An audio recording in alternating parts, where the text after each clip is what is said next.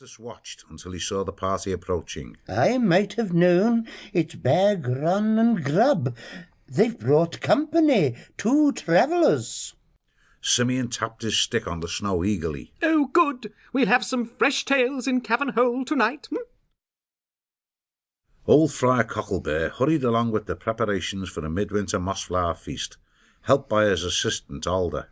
Both mice worked furiously, putting the finishing touches to dishes as they called out orders to the Redwallers on kitchen duty. Brush more honey on that pie if you want a good shiny crust. Pass those chopped nuts and green sap milk, please. Quick, pull those pasties from the oven before they're too brown. Daddy Quill, will you stop loading hot root pepper into that soup? Oh, leave me be. Soup's got to be hot to be any good.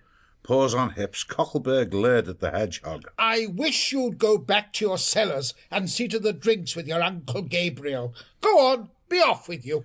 Duddy popped a candied chestnut into his mouth and spoke round it. Drinks are all ready. Tober ale, elderberry wine, strawberry cordial, and fizzy dandelion cup.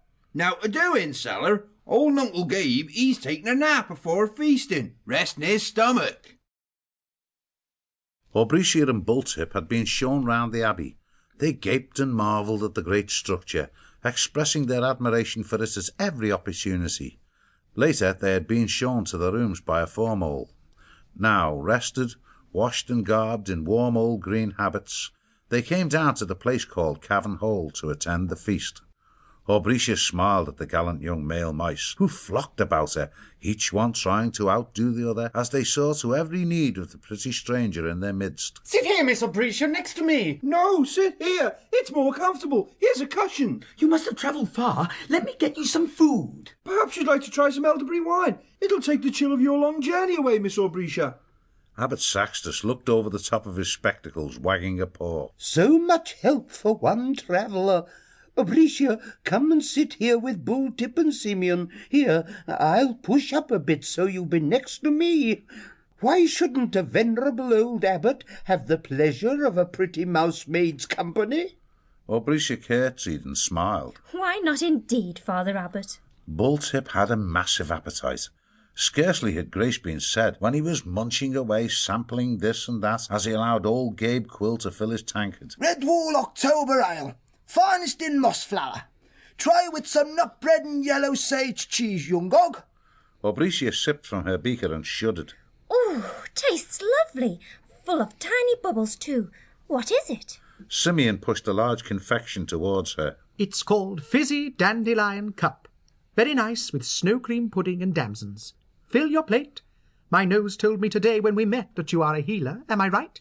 Aubricia looked surprised at the blind mouse's keen perception. Yes, you're right, Simeon. I am a healer. Simeon reached out and took hold of Bulltip's hefty paw. And you, sir? I don't think you are a healer somehow.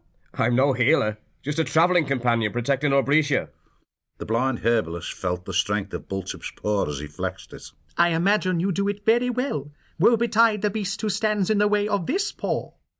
Laughter and merry chatter rose to the rafters of the big room beneath the abbey. There was warmth there, good companionship and good humour. Dishes went this way and that from paw to paw. Snow cream pudding, hot fruit pies, colourful trifles, tasty pasties, steaming soup, new bread with shiny golden crusts, old cheeses studded with dandelion, acorn and celery, sugared plums and honeyed pears vied for place with winter salads and vegetable flans. Aubricia and Bulltip joined in the merriment, enjoyed the food, and basked in the legendary hospitality of Redwall Abbey. It was late night. Sleepy little ones had been carried off to their dormitory beds, and fresh torches placed in the wall sconces. Bulltip nibbled on his fourth pasty. Draining a tankard of October ale, he looked about at the still chattering Redwallers, bantering with one another across the tables. Does no beast ever sleep in this place, Simeon? The herbalist shrugged. Are you tired, friend? Bulltip blew on a bowl of hot soup. Not me, I'm wide awake now. The abbot watched the soup disappear. Good, that's the spirit. None of us has to rise early and work tomorrow. It's winter and there's not a lot to do, save eat and sleep. So we eat when we're hungry and sleep when we feel like it. How does that suit you, Aubricia? The mousemaid sat back contentedly. It's